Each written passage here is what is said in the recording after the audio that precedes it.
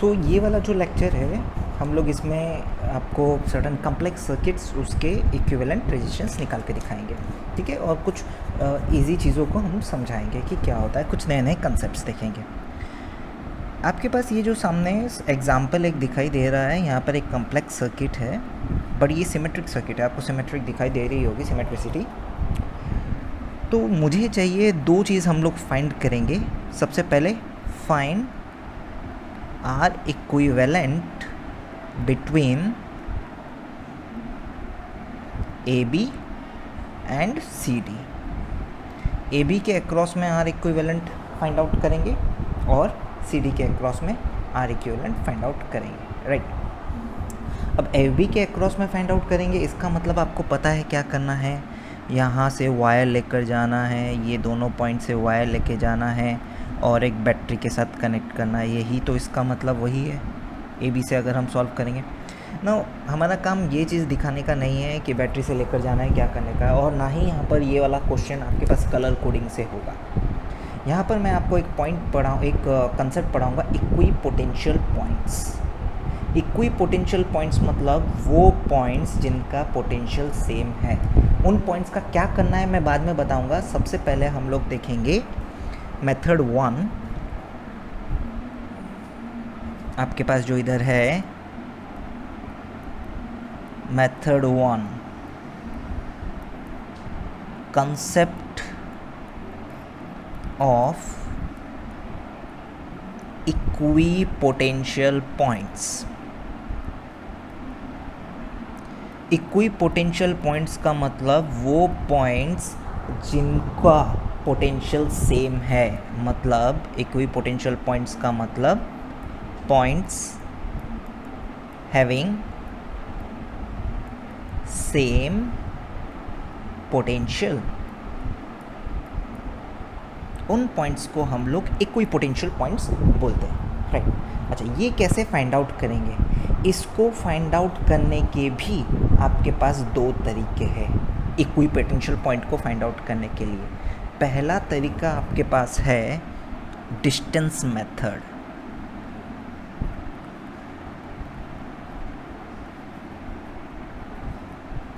Now distance method क्या बोलता है समझाता हूँ। यहाँ पर आपके पास कितने नोड्स हैं ए और बी को छोड़ के, क्योंकि ए और बी आपके पास इक्वी पोटेंशियल हो ही नहीं सकते, बिकॉज उसी के अक्रॉस में हम लोग क्या निकाल रहे हैं, पोटेंशियल इक्विवेलेंट रेजिस्टेंस निकाल रहे हैं। इस केस में नहीं हो सकते, क्यों?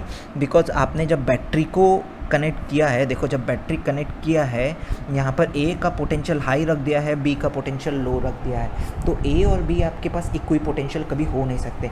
Now except A and B, यहाँ पर और कितने नोड्स हैं? Accept A and B,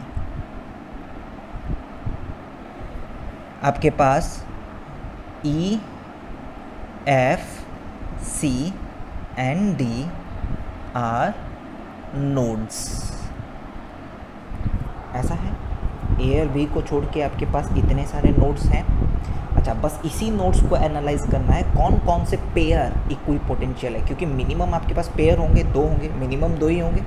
equi potential points बोल रहे हैं मतलब दो पॉइंट का मिनिमम पोटेंशियल सेम होगा। अच्छा, डिस्टेंस मेथड क्या बोलता है? सबसे पहले ई को देखते हैं, ई और एफ को एनालाइज करते हैं। देखो, इफ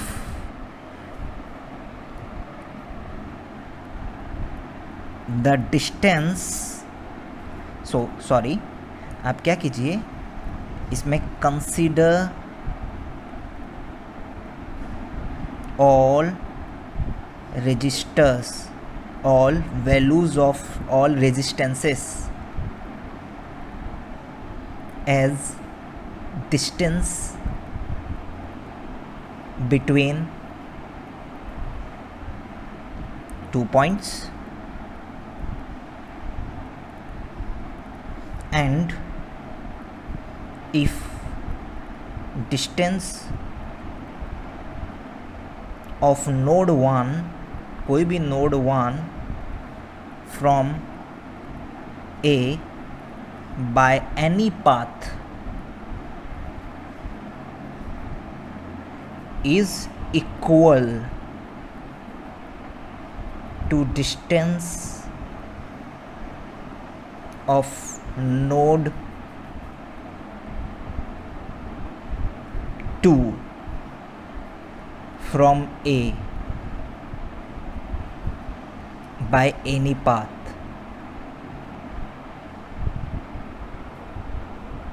and similar and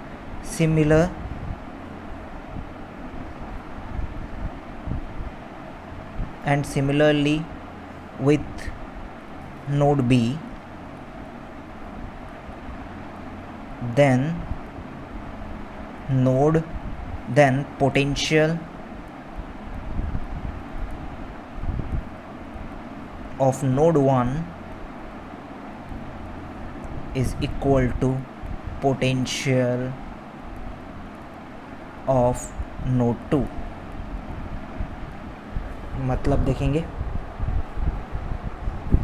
यहाँ पर आपके पास क्या हो रहा है, ये जो एक एग्जाम हम लोग जो यहाँ पर बताया हूँ, कंसिडर और रेजिस्टेंसेस एज डिस्टेंस। जैसे आपके पास यहाँ पर बी के बीच में 10 ओम लगा हुआ है, तो आप उसको ओम नहीं 10 मीटर बोल दीजिए, 10 सेंटीमीटर, जो भी बोलना है बोलिए, राइट।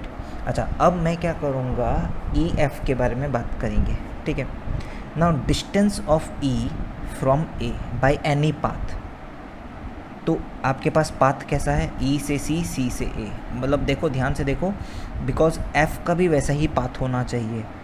ऐसा नहीं आप बोलेंगे सर कोई भी पाथ में, ई से सी, सी से ए, तो कोई भी पाथ में जाओ ए तक, ई से सी 20, सी से ए 10, 30, तो ई ए का ई सी ए डिस्टेंस आपके पास हो गया 20। Now F D 30, F D ए डिस्टेंस हो गया आपके पास 30।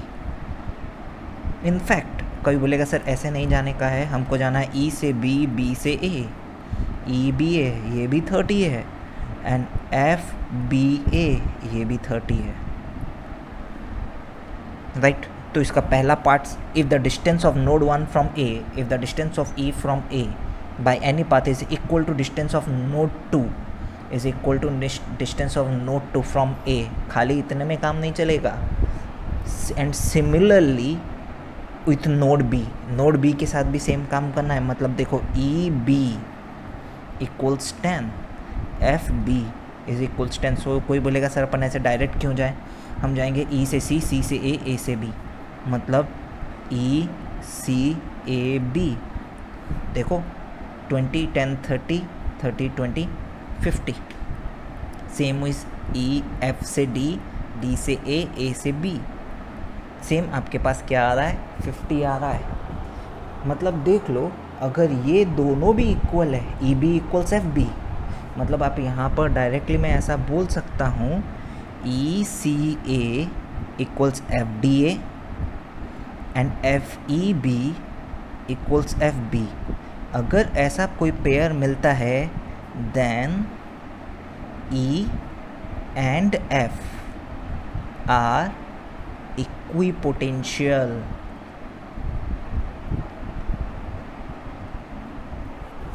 अगर आपको ऐसा कोई मिलता है, then E and F are equipotential. तो ये आपके पास एक मेथड है। सिमिलरली सी से हम बस खाली अभी इक्विपोटेंशियल पॉइंट्स निकाल रहे हैं, इक्विवेलेंट रेजिस्टेंस नहीं निकाल रहे हैं। सिमिलरली सी से आपके पास ए का डिस्टेंस 10 है, डी से ए का डिस्टेंस भी 10 है। तो आप यहाँ पर देख लो, क्योंकि हम बाकी सारे नोट्स एनालाइज करेंगे ए और बी को छोड़ के।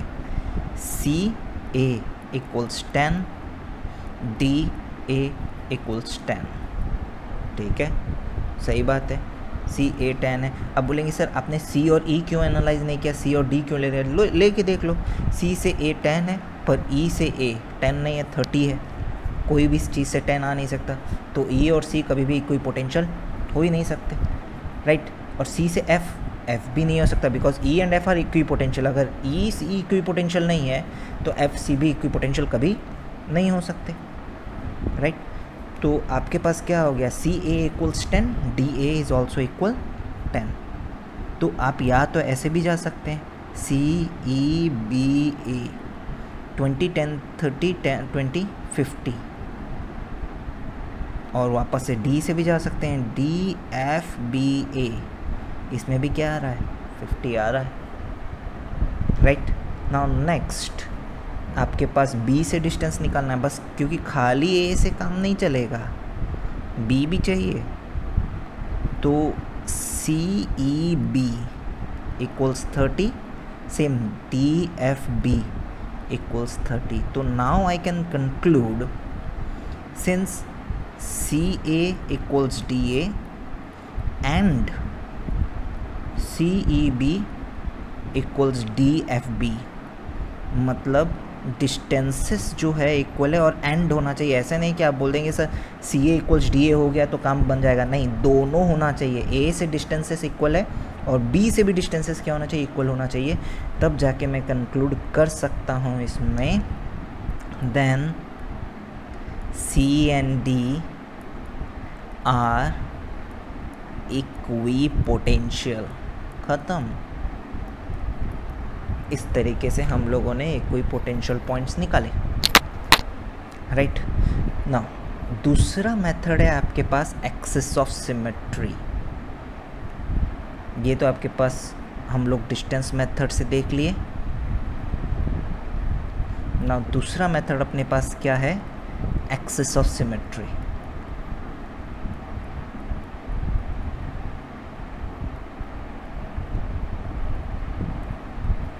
एक्सिस ऑफ सिमेट्री में भी आपके पास दो चीज़ें, parallel axis of symmetry and perpendicular axis of symmetry.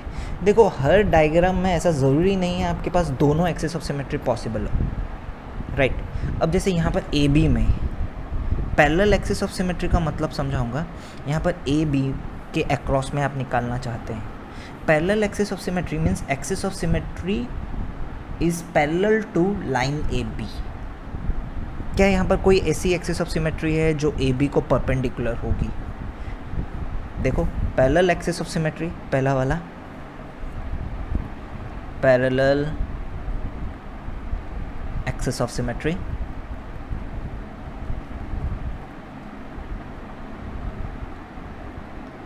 Means axis of symmetry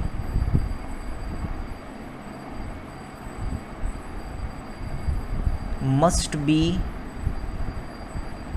parallel to points to line joining points across which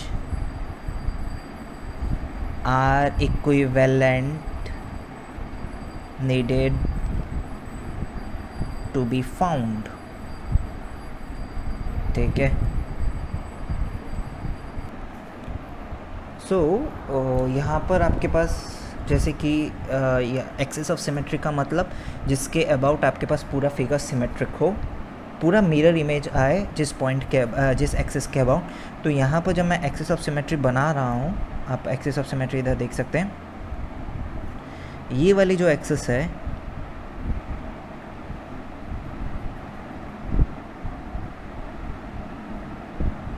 ये वाली जो एक्सिस मैं बना रहा हूँ, ये आपके पास होती है पैरेलल एक्सिस ऑफ सिमेट्री। ये वाली एक्सिस जो अभी बनी गई है ऑरेंज में। Now this one is your parallel axis of symmetry. हम पैरेलल किस हिसाब से बोलते हैं? देखो एक्सिस ऑफ सिमेट्री कैसे है, इस लाइन के इस तरफ जैसा दिखाई दे रहा है, इस लाइन के उस तरफ वैसा ही दिखाई दे रहा है। तो इसलिए हम इसको क्या बोल देते हैं, पैरेलल एक्सिस ऑफ सिमेट्री। तो यहाँ पर परपेंडिकुलर एक्सिस ऑफ सिमेट्री नहीं है, पैरेलल एक्सिस ऑफ सिमेट्री ही है, बिकॉज ए बी को परपेंडिकुलर आपके पास होना चाहिए। तो ए बी को परपेंडिकुलर यहाँ पर कुछ नहीं है, तो यहाँ पर perpendicular axis of symmetry exist नहीं करता। तो जब पैरेलल एक्सिस ऑफ सिमेट्री के बारे में बात करते हैं तो आपके पास यहाँ पर कैसे कोई पोटेंशियल पॉइंट्स निकालेंगे, nodes equidistance from axis of symmetry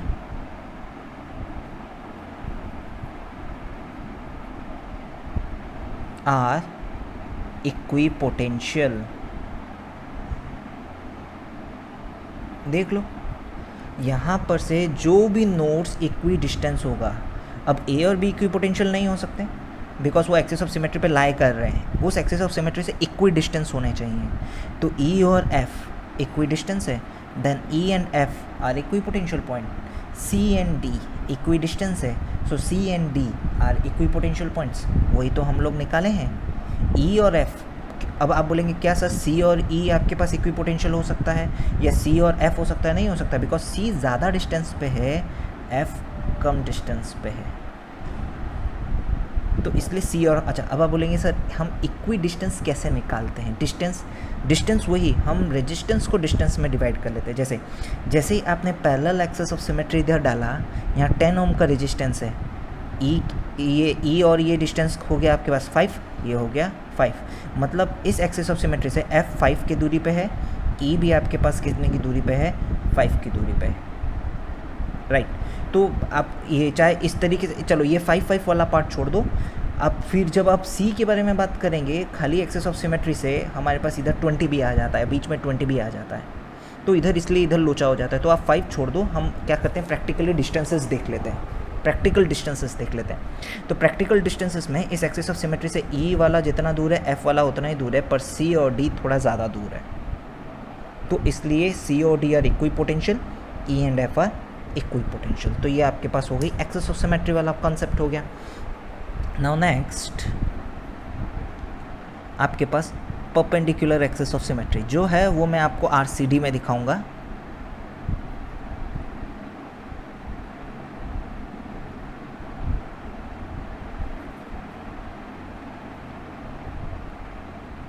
तो ये भी वही रहेगा आपके पास परपेंडिकुलर एक्सिस ऑफ सिमेट्री, बस इसमें क्या होगा आपके पास ये पूरा पैरेलल हो जाएगा, जो सॉरी परपेंडिकुलर हो जाएगा। किस चीज़ को परपेंडिकुलर हो जाएगा? जिससे आप जिसके अक्रॉस में आप क्या करने वाले हैं, इक्विवेलेंट रेजिस्टेंस लगाने वाले हैं।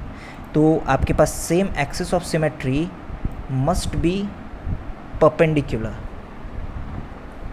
सेम स्टोरी है, बस यहाँ पर आपको क्या करना है, axis of symmetry must be perpendicular और कुछ नहीं।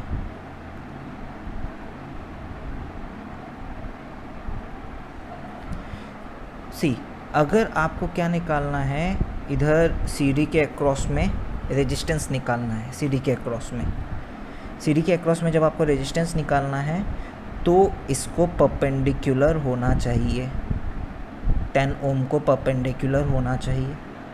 देखो सी डी के अक्रॉस में निकालेंगे अगर, तो आपके पास आर सी डी को लाइन जॉइनिंग दिस पॉइंट को परपेंडिकुलर है। तो इस केस में आपके पास जब भी आपके पास ऐसा रहेगा तो इसमें nodes lying on axis of symmetry are equipotential.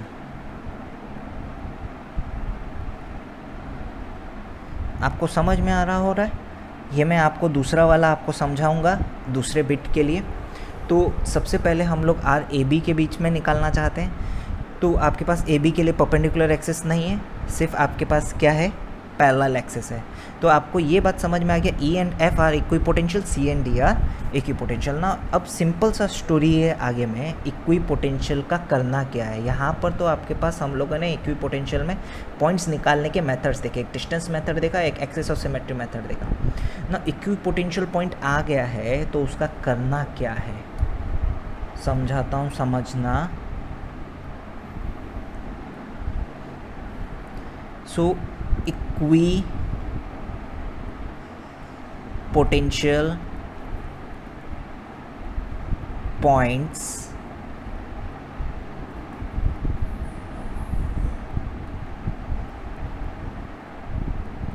can be short circuited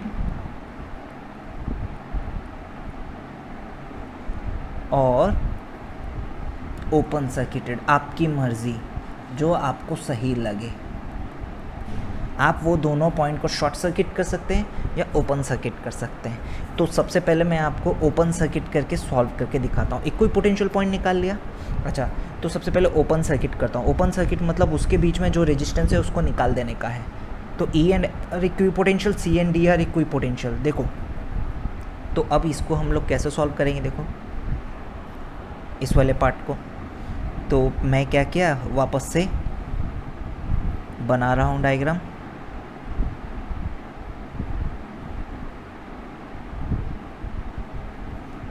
बस ओपन सर्किट कर रहा हूँ, शॉर्ट सर्किट वाला भी दिखा दूंगा आपको।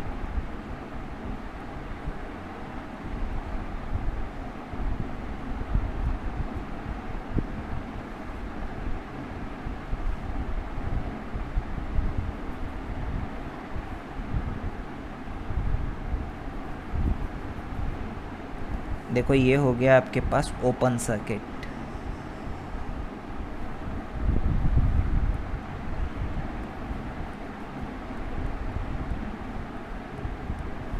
उसके बीच का रेजिस्टेंस गायब।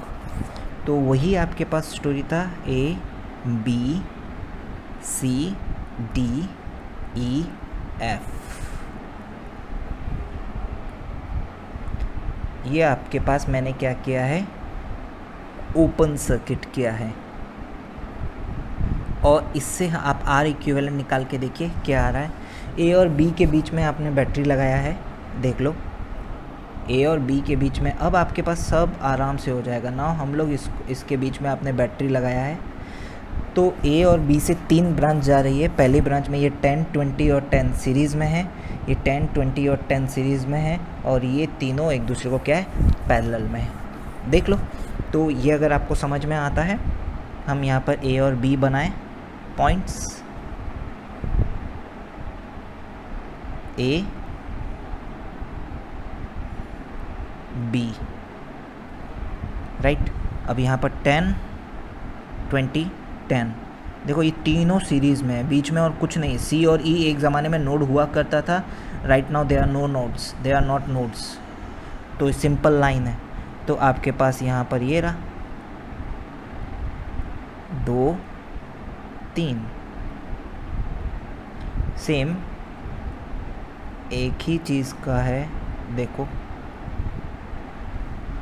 हो गया 10, 20, 10, 20, 10, 20, 10। यहाँ से आप निकाल के ले जाके बैटरी पे लगाए हैं। देखो ये कॉम्प्लिकेटेड सर्किट जो था उसको सिंपल सर्किट में कन्वर्ट कर दिया गया है। आर इक्विवेलेंट इक्वल्स, देखो यहाँ सीरीज़ में 40, 20, सीरीज़ में 40 हो गया, ये पैरेलल में 20, यहाँ पर सीरीज़ में 40, मतलब आपके पास टोटल आ गया 40 पैरेलल टू 20 पैरेलल टू 40। तो जब आप यहाँ पर आर इक्विवेलेंट निकालेंगे, 1/r equivalent equals 1/40 plus 1/40 plus 1/20।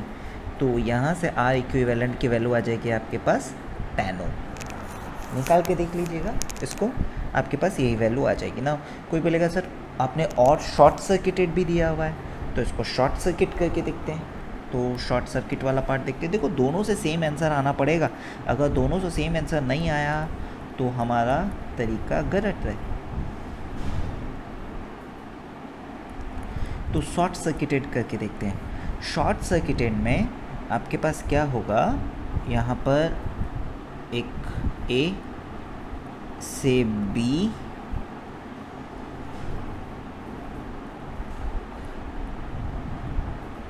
तो ये हो गया आपके पास ई एफ को शॉर्ट सर्किट किया गया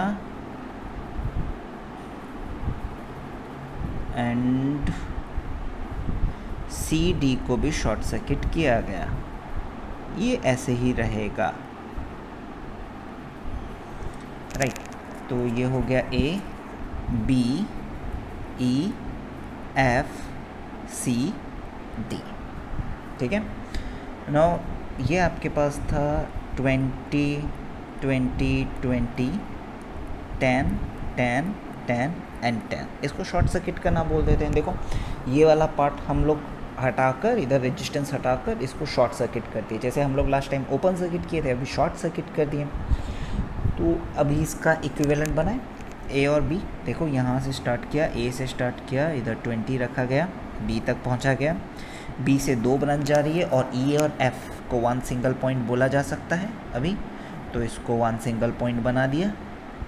फिर ई से 1 जा रहा है, एफ से 1 जा रहा है, अब दोनों 1 पॉइंट बन गया, मतलब ई एफ से 1 सिंगल पॉइंट से 2 ब्रांच जा रही है। देखो जो कि सी और डी है, दोनों को भी सेम बना दिया, पर सी और डी को भी ए से जोड़ा गया है, लाइक दिस, वो भी जोड़ दिया गया है। इतना ही स्टोरी था। पॉइंट देखो A B E F C D, and यहाँ पर रेजिस्टेंस के नेमिंग 20 10 10 20 20 10 एंड 10, राइट। अच्छा इसको थोड़ा सा सिंप्लीफाई करते हैं और सिंप्लीफाई करते हैं। ए से आपके पास 20 ओम है, बी तक गया ना, बी से आपके पास यहाँ पर 10 10 पैरेलल में है, उसको सॉल्व कर लेते हैं, 5 बन जाएगा। और ये 20 20 भी पैरेलल में, इसको भी सॉल्व कर देते हैं, 10 बन जाएगा। और ए से सी डी 10 और 10 पैरेलल में, इसको भी सॉल्व कर देते हैं, 5 बन जाएगा। तो देखो पॉइंट्स के साथ naming A B E F and C D, और मैंने यहाँ पर रेजिस्टेंसेस भी लिख लिए 20। अब देखो ये 10 10 था, 5 बन गया, ये 20 20 था, 10 बन गया, और ये दोनों 10 10 थे, 5 बन गए। और आपको रेजिस्टेंस चाहिए ए और बी के बीच में,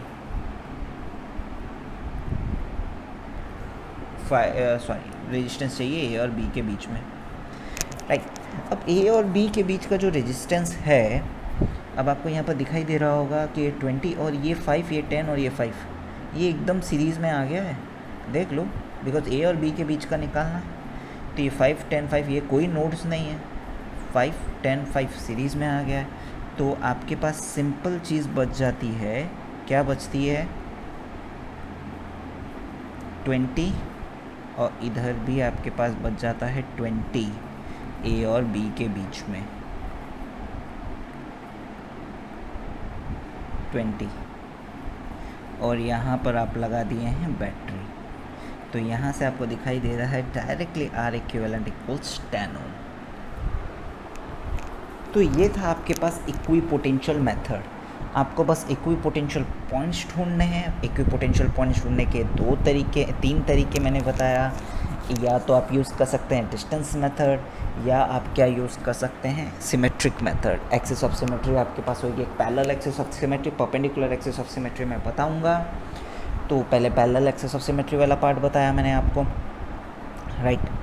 अच्छा नाउ दूसरा मेथड अपने पास है जो है folding method two folding method ना। फोल्डिंग मेथड आपके पास क्या बोलता है, if parallel axis of symmetry exist, ये तभी होगा जब आपके पास क्या एग्जिस्ट करेगा, parallel axis of symmetry. Perpendicular axis of symmetry के अबाउट नहीं, पैरेलल एक्सिस ऑफ सिमेट्री अगर एग्जिस्ट करेगा, then the total circuit can be folded about that axis. Total circuit उसके अबाउट आप फोल्ड कर सकते हैं, उस एक्सिस के अबाउट आप फोल्ड कर सकते हैं अगर आपके पास क्या एग्जिस्ट करेगा, पैरेलल एक्सिस में। अच्छा सर्किट को फोल्ड करने का मतलब क्या है, देखो समझाते हैं। हमारे पास पहले सर्किट डायग्राम बना लेते हैं। ट्राइंगुलर सिमेट्री थी अपने पास, एक पहला triangle and this one another triangle।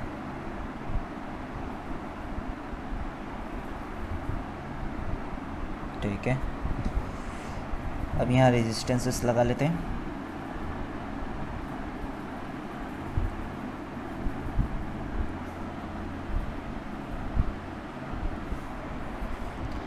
यहाँ बीच में भी रेजिस्टेंसेस हैं,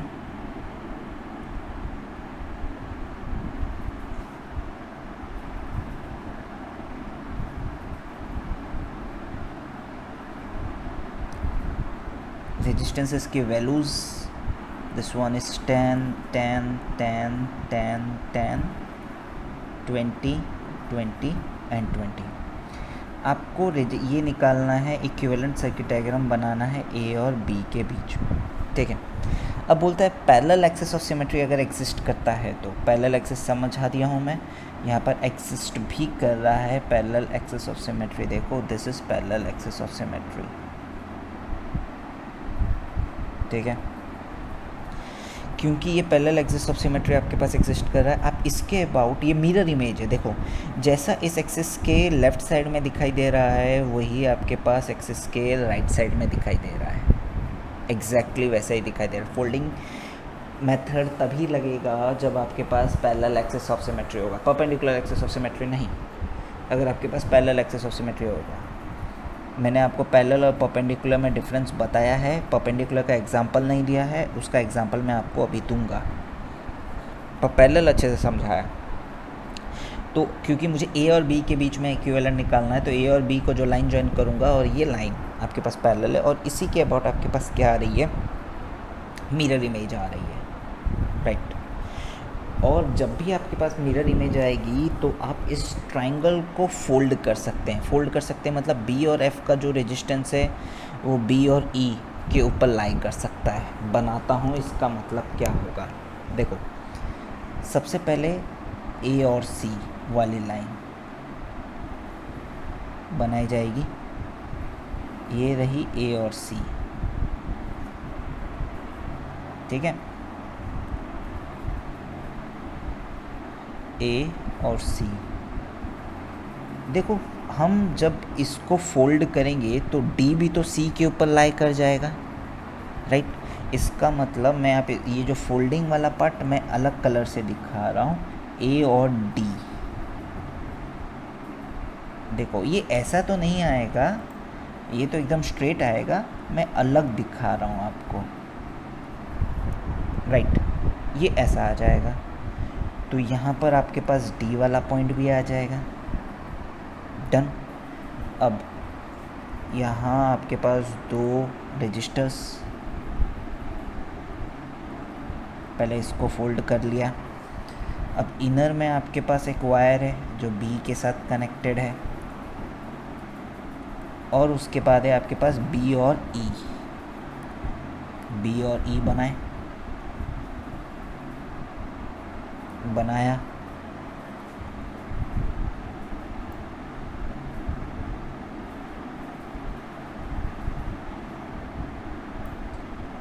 ठीक है, तो बी और ई, इसके बाद भी आपके पास इसके साथ पैरेलल कौन, इसके ऊपर फोल्ड कौन हो जाएगा, एफ फोल्ड हो जाएगा, तो ई और एफ ऐसे आ जाएगा। देखो इसके ऊपर फोल्ड करके लेकर आया मैं, ये रहा, इधर भी दो रजिस्टर लगे हुए हैं, डन। यहाँ पर सी और डी के बीच में एक रजिस्टर लगा हुआ है, सी और ई के बीच में। अब आप यहाँ पर देख लो, यहाँ पर एफ और डी वाला भी तो इसके ऊपर ओवरलैप कर जाएगा, क्योंकि मिरर इमेज है, तो ओवरलैप करवा दो, ये लो करवा दिया ओवरलैप। अब आप बोलेंगे सर इन दोनों का क्या होगा, चाहिए, यहाँ मैंने एक रजिस्टर मिसिंग करवा दिया था, इन दोनों रजिस्टर का क्या होगा, ये तो किसी के ऊपर नहीं आएंगे, ये तो फोल्डिंग में आ जाएंगे। सही बात है, ये तो फोल्डिंग में आ जाएंगे, ये तो किसी के ऊपर नहीं आएंगे। किसी के ऊपर ओवरलैप कर रहे हैं क्या, किसी के ऊपर ओवरलैप नहीं कर रहे हैं, ये फोल्डिंग में आ जाएंगे, और जो फोल्डिंग में आया वो हमारा काम का नहीं। आप बोलेंगे सर यहाँ पर भी तो एक रजिस्टर आ जाएगा, बिकॉज आपका कहना होगा सर ये तो भी, ये भी रजिस्टर आ जाएगा, ये एक आ जाएगा फोल्डिंग में, ये भी एक आ जाएगा, मतलब आधा फोल्डिंग में आ जाएगा, ये वाला ऐसा, आधा ऐसे आएगा, ऐसे। यहाँ पर भी तो ऐसे आ जाएगा, ये वाले पार्ट से, इसी पे ही एक और आ जाएगा। अब आप बोलेंगे सर इन दोनों का क्या काम है, जो ये दोनों बनाए, ये दोनों का कोई काम नहीं। This resistors are called redundant, मतलब इन दोनों को हम हटा सकते हैं। This two resistors are redundant, means they serve no role in finding R equivalent. ये कोई रोल सर्व नहीं करते हैं, मतलब इनको सर्किट से हटा सकते हैं, इनका सर्किट में कोई काम नहीं है। तो इन दोनों रजिस्टर्स को मैं सर्किट से हटा सकता हूँ और इसका इक्विवेलेंट बना सकता हूँ। अब आप यहाँ पर देख सकते हैं इक्विवेलेंट जो मैं बनाऊँगा, इनको पहले सर्किट से हटा दूँ, ये दोनों रजिस्टर को, ये देखो हटा दिया, राइट। अब इसका इक्विवेलेंट बनाते हैं, क्योंकि ए और बी के बीच में मेरे को निकालना है। सबको ये वैल्यूज़ देख लेते हैं। ये हो गए आपके पास 10 and 10, this is 20, 10 and 10, 20 and 20। अब आपके पास यहाँ पर सर्किट डायग्राम, ए से 20 निकला, बी, अच्छा बी और ई एफ के बीच में 10 और 10 का लगा हुआ है, जो कि क्या बन जाएगा, 5 बन जाएगा, पैरेलल है, लो 5 बना दिया। फिर ई एफ से सी और डी के बीच में 20-20 लगा हुआ है, ये भी क्या बन जाएगा, 10 बन जाएगा, क्योंकि पैरेलल है। और सी डी से ए के बीच में 10-10 लगा हुआ है, सी डी से ए के बीच में ये हो गया, सी डी से ए के बीच में, जो कि 5 बन जाएगा। अब देख लो ये वही डायग्राम बन रहा है जो हमारे लास्ट वाले कंसेप्ट में बना था, A B E F and C D. आपको इसके बीच में आर इक्विवेलेंट निकालना है, ए और बी के बीच में, तो आंसर वही आ जाएगा, आर इक्विवेलेंट इक्वल्स 10 ओम। तो ये आपके पास दो मेथड है क्या करने के लिए, equipotential point, sorry R equivalent निकालने के लिए, राइट। तो हमारे पास एक नेक्स्ट सवाल मैंने आपसे पूछा था, जिसका सॉल्यूशन आपको मिलेगा और परपेंडिकुलर एक्सिस ऑफ सिमेट्री निकाली जाएगी। आपको बोला गया था find R equivalent between A B and C D. A B का तो मैं निकाल दिया, अब सी डी का बीच का निकाल के देखते हैं, R equivalent between C D, ठीक है। और इसमें मैं आपको समझाऊंगा perpendicular axis of symmetry. I hope आपको फोल्डिंग मेथड समझ में आया हो। अब दोनों में से जो भी मेथड लगाएंगे हर जगह लगेगा, और मैंने आपको दोनों मेथड का कंडीशंस बता दिया। फोल्डिंग मेथड सिर्फ तभी एग्जिस्ट करेगा जब आपके पास परपेंडिकुलर एक्सिस ऑफ सिमेट्री होगा। Now sorry parallel axis of symmetry होगा। ये आपके पास नेक्स्ट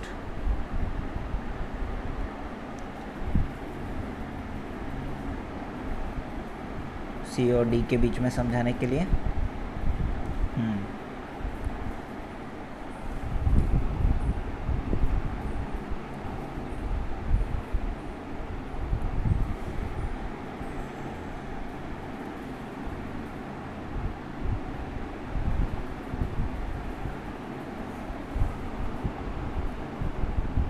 तो ये अपने पास पूरा डायग्राम हो गया।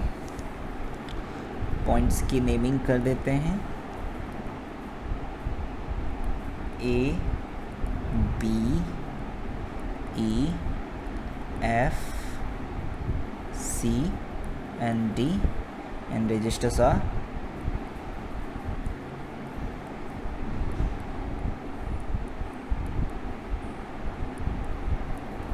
यहाँ पर भी एक रजिस्टर है, राइट। देखो अब यहाँ पर मुझे सी और डी के बीच में निकालने का है, ये वाला पॉइंट डी है, सी और डी के बीच में आर इक्विवेलेंट निकालने का है। तो वो मैं कैसे निकालूंगा, देखो सबसे पहले डिस्टेंस मेथड से अगर आप देखेंगे, डिस्टेंस मेथड बोलेगा कि सी और डी को छोड़कर आप बाकी सारे नोड्स को जज करें क्या वो एक कोई पोटेंशियल है। तो सबसे पहले मैं यहाँ पर बैटरी लगाया। पहला मैं आपको तीनों मेथड से आपको बताता हूँ। पहला डिस्टेंस मेथड,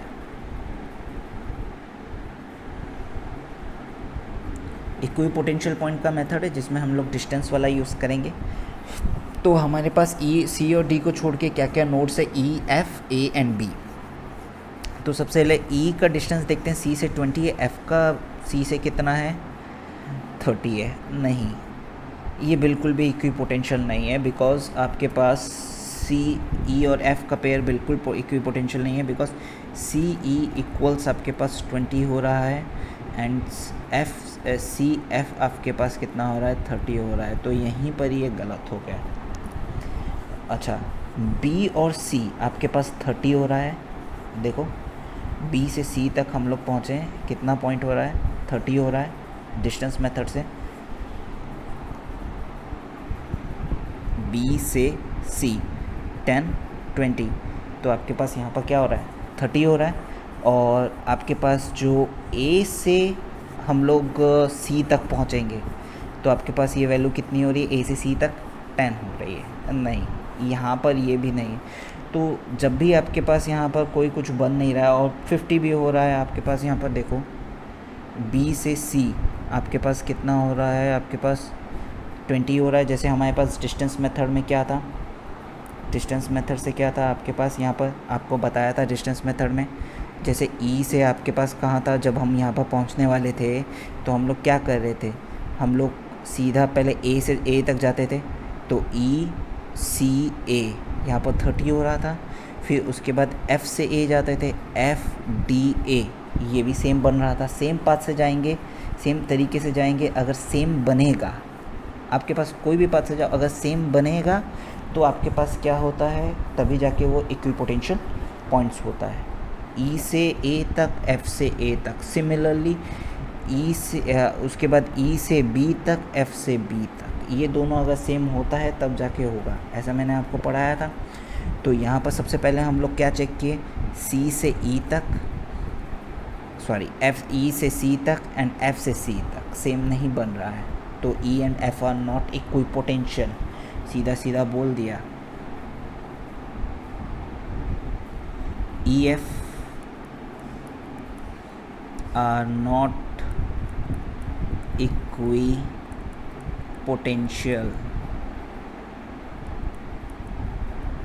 ठीक है। अच्छा, अब B से कहाँ जाएंगे, C तक जाएंगे 30 एंड B से D तक जाएंगे 30। चलो B से C और B से D का डिस्टेंस सेम है, तो A से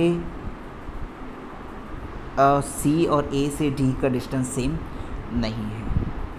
तो आपके पास यहाँ पर ये भी इक्विपोटेंशियल पॉइंट्स बिल्कुल भी नहीं है। A और B भी इक्विपोटेंशियल पॉइंट्स बिल्कुल भी नहीं होंगे, राइट। तो यहाँ पर ये वाले सवाल को फिर हम लोग कैसे करेंगे, डिस्टेंस मेथड से कोई भी इक्विपोटेंशियल पॉइंट्स नहीं आ रहे हैं, हमको इक्विपोटेंशियल पॉइंट्स का यहाँ से समझ में नहीं आ रहा है, ना A और B कोई पेयर नहीं मिल रहा है। इनफैक्ट अगर आप बोलेंगे सर B से C का डिस्टेंस 10 20 30, F से C का डिस्टेंस 30, चलो ये भी सही है। अब B से D का डिस्टेंस 30, F से D का डिस्टेंस 20, ये नहीं बन रहा है, कोई भी चीज़ नहीं बन रहा है।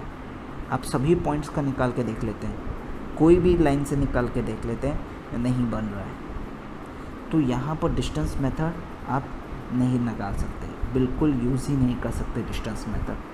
आप कोई भी डिस्टेंस निकाल के देख लीजिए, आप इक्विपोटेंशियल। अच्छा, अब देखते हैं एक्सेस ऑफ सिमेट्री। नाउ यहाँ पर पैरेलल एक्सेस ऑफ सिमेट्री तो एग्जिस्ट नहीं करेगी।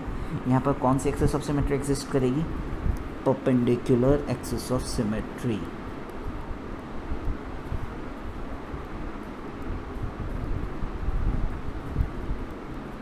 Access of symmetry. Now perpendicular axis of symmetry यहाँ पर एग्जिस्ट कर रही है, देख लो। यहाँ पर परपेंडिकुलर एक्सेस ऑफ सिमेट्री में क्या होता है,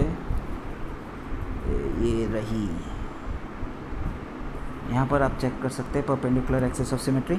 मैंने परपेंडिकुलर एक्सेस ऑफ सिमेट्री में आपको क्या बताया था, axis of symmetry must be perpendicular to the line joining points across which R equivalent needed to be found, ठीक है। R equivalent needed to be found between C and D, और ये access of symmetry यहाँ पर exist कर रही है, this is perpendicular axis of symmetry. और जो भी नोड्स यहाँ पर लाई करेंगे उसके बीच में जो भी रेजिस्टेंस होगा that resistance will be redundant, क्योंकि हम लोग A और B को इक्विपोटेंशियल, यहाँ पर ये जो पार्ट मैंने आपको बताया दैट इज़ इक्विपोटेंशियल, मैं बस उसको रिडंडेंट करने के लिए बताया, मतलब आप इधर ऐसे इक्वी पोटेंशियल नहीं बोल सकते हैं, आप इक्वी पोटेंशियल के जगह पे क्या बोल सकते हैं, nodes lying on the axis of symmetry, nodes containing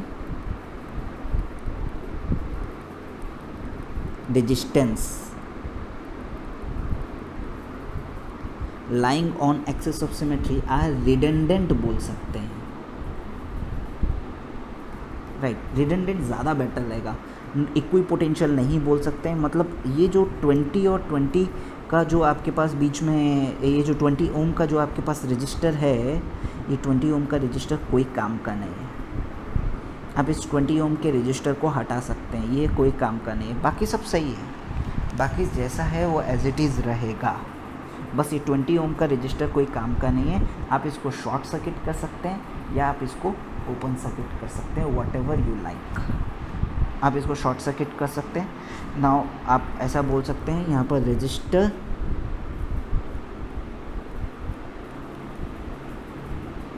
between A and B is redundant. Now it can be short circuited or it can be open circuited. अब आपका मर्जी है, बाकी और कुछ भी मत कीजिएगा और इसमें कुछ करना ही नहीं है। आप इसको शॉर्ट सर्किट कर सकते हैं, ओपन सर्किट कर सकते हैं और इसमें कुछ करना ही नहीं है।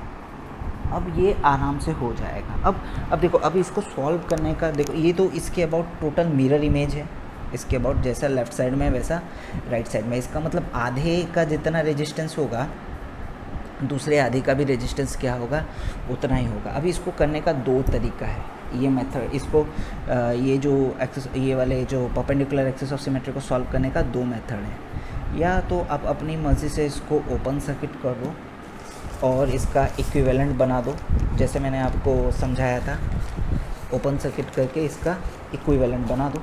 देखो बनाते हैं, ओपन या शॉर्ट जैसा आपका मर्ज़ी, इसमें हम लोग के पास कोई रेस्ट्रिक्शन नहीं है। ये हो गया 10 ओम, उसके बाद बाकी ये जो EF से ये जो 10 और 10 है, देखो मैं आपको पहले ओपन करके बता देता हूँ, शॉर्ट वाला आप देख लेना।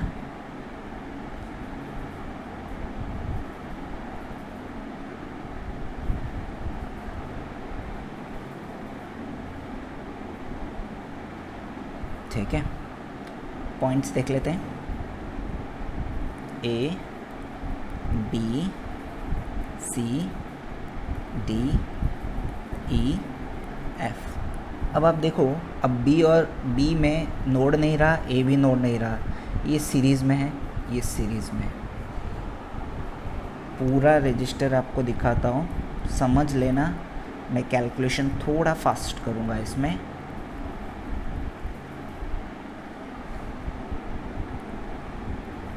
ये आपके पास मेथड 1 है। यहाँ पर वापस से पहले देखो, C और D के बीच में आपके पास एक 10 ओम लग रहा है, फिर यहाँ से 20 जा रहा है एक। अब देखो ये 10 और 10 पैरेलल में है, सॉरी सीरीज़ में है, जो कि इस 10 के साथ पैरेलल में है। इसका मतलब मैं ऐसा बना दूँ, 10 20 हो गया। अब वापस से 20 से ज्वाइन कर देते हैं, चलो इसको थोड़ा एक्सटेंड कर दें, ठीक है। अब देखो ये भी 10 10 किस में है, सीरीज़ में है, तो इसको ऐसे बना दें 20, और हो गए आपके सारे पॉइंट्स।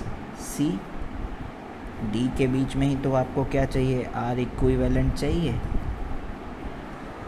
अब आप देख लो, यहाँ पर ये 10 है, अच्छा यहाँ पर ये लिखना भूल गया मैं, ये 20, यहाँ पर ये 10 है, ये ऊपर में 20 है, ये 20 ये 20 10 पैरेलल में है, ये 20 के साथ किस में है आपके पास, सीरीज़ में है, और ये तीनों एक दूसरे के साथ पैरेलल में।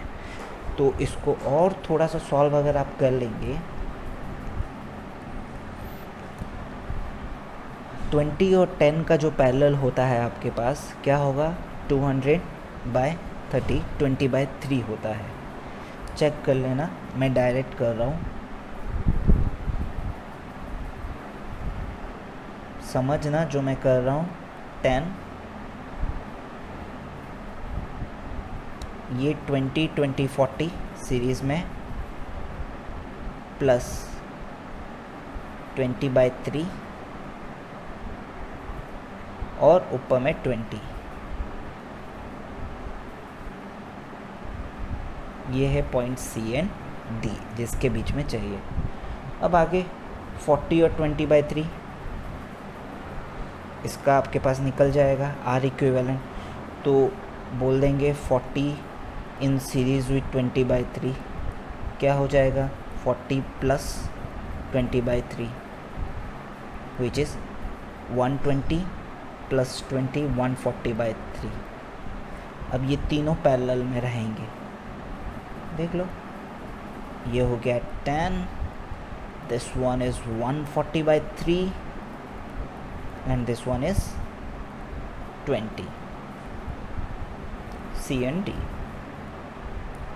ख़त्म। अब इसका R इक्विवेलेंट तो आप निकाल ही लेंगे, 1/R equivalent equals 1/10 plus 1/20 plus 3/140, ऐसे R इक्विवेलेंट तो निकल ही जाएगा। LCM जैसे कि आपको पता है 140 हो जाएगा, इधर 10 का 14 प्लस 7 प्लस 3, तो R इक्विवेलेंट इक्वल्स 140/24। इस तरीके से R इक्विवेलेंट निकल जाएगा। अब ये आपके पास कट सकता है, काट दीजिएगा। 4 से जाएगा क्या, यस 4 से जाएगा, 4 3 ज़ा 12,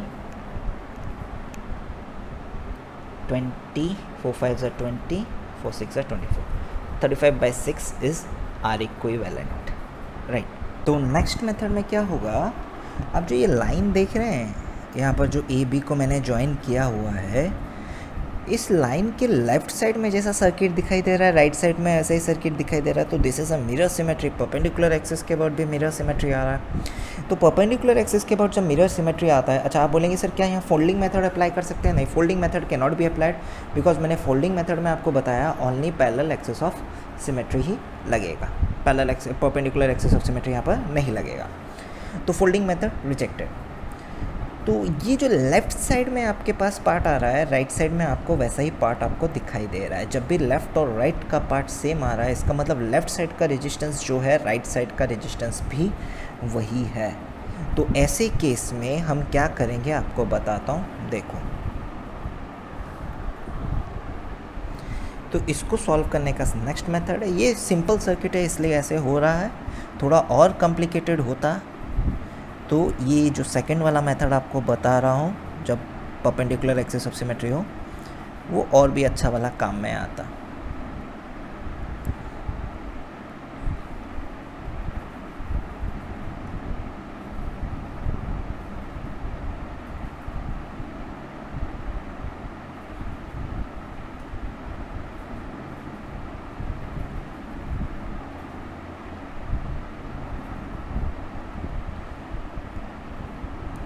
देखो ये वाला पॉइंट आपके पास ए है एंड बी है, राइट। अब मैं क्या कर रहा हूँ, यहाँ पर से ई से एक रजिस्टर जा रहा है, यहाँ से एक रजिस्टर जा रहा है ना, ये तीनों को एक लाइन से ज्वाइन कर रहा हूँ, ठीक है, और कोई पॉइंट नहीं दे रहा हूँ। रजिस्टर्स का नेम ध्यान से देखो, जो वैल्यूज़ थी, इसकी वैल्यू 20 थी, सॉरी 10 थी, 10 रहेगी, देयर आर नो चेंजेस। इसकी वैल्यू भी 10 थी, ये 20, ये 10, बस ये जो परपेंडिकुलर एक्सिस पे रजिस्टर आ गए हैं उसकी वैल्यू चेंज हो जाएगी, आधी आधी हो जाएगी, 5 and 5। बोलेंगे सर सी और डी कहाँ चला गया, ये रहा सी और ये ई, अभी तक डी नहीं बनाया है मैंने। डी कैसे बनाऊँगा, यहाँ से वायर लो, दूसरा हाफ बनाओ, दूसरा हाफ एग्जैक्टली ऐसा ही होगा, दूसरा हाफ एग्जैक्टली ऐसा ही होगा।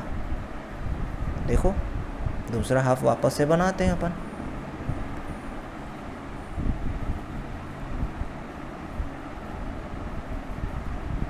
क्योंकि मिरर सिमेट्री था भाई।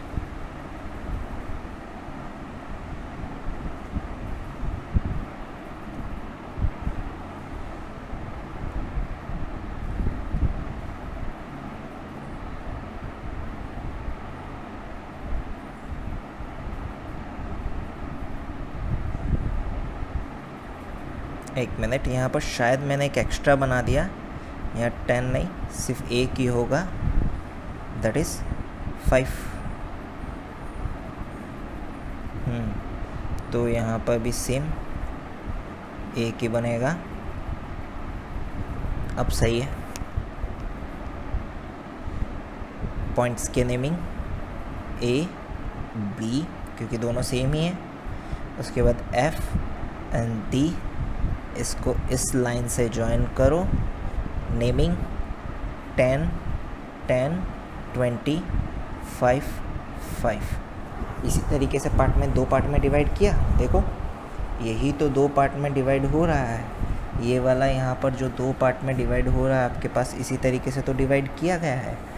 बस आप यहाँ पर एक साइड का निकाल लो, दूसरे साइड का काम हो गया। आपको इसी के बीच में तो पोटेंशियल निकालना था। अब देखो ये साइड और ये साइड दोनों सीरीज़ में है। अब क्वेश्चन ख़त्म है। यहाँ से C से गया, ये वाला दोनों पॉइंट एक है, ये दोनों पॉइंट एक है, शॉर्ट सर्किट कर दिया। ये टोटल शॉर्ट सर्किटेड है ये सारे पॉइंट्स। मतलब 10 और 5 पैरेलल हैं, जो कि 20 के सीरीज़ में, और जो कि टोटल पैरेलल में। चेक कर लो यहाँ पर ऐसा ही हो रहा है। वैल्यू देखो, यहाँ पर एक साइड का वैल्यू पहले बनाता हूँ। C से जो गया, C से आपके पास एक 5, फिर C से आपके पास एक 20 गया, जो जिससे दो पार्ट जा रहा है, 10 एंड 5। नेक्स्ट C से एक और गया ऊपर की तरफ, 10। ठीक है, ये हो गया C। यहाँ से एक और निकल रहा है लाइन, और एग्जैक्टली सेम सर्किट इधर बन रहा है 5। देखो इतना कॉम्प्लिकेटेड सर्किट था जो कि इजीली सॉल्व हो रहा है आपके पास, बहुत इजीली सॉल्व हो रहा है। 5 10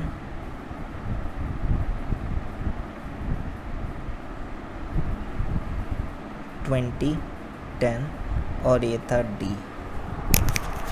मतलब आप एक साइड का खाली निकालोगे, दूसरे साइड का अपने आप निकल जाएगा मल्टीप्लाई 2 करके। अब एक साइड का खाली निकाल दें, ठीक है। अब देखो 10 और 5 का इक्विवेलेंट क्या होता है, पैरेलल है 10 और 5। तो मैं एक साइड का पहले ओपन, जैसे एक साइड का लिखूँगा वैसे ही दूसरे साइड का लिखूँगा। C है, C से आपके पास आ रहा है 5, ठीक है।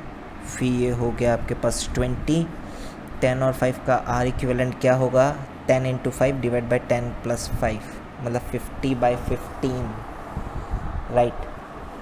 और 50/15 दैट इज़ 10/3।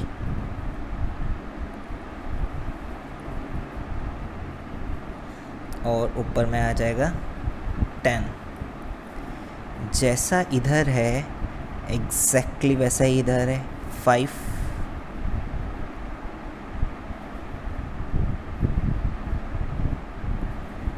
20 10/3 10। देखो कितना जल्दी सॉल्व हो रहा है। अच्छा, अब आपके पास क्या आ जाएगा, 20 और 10/3 इसका सीरीज़, दैट इज़ 20 और 10/3 हो जाएगा 60 + 10 70/3। देखो सिंपल है, 70/3।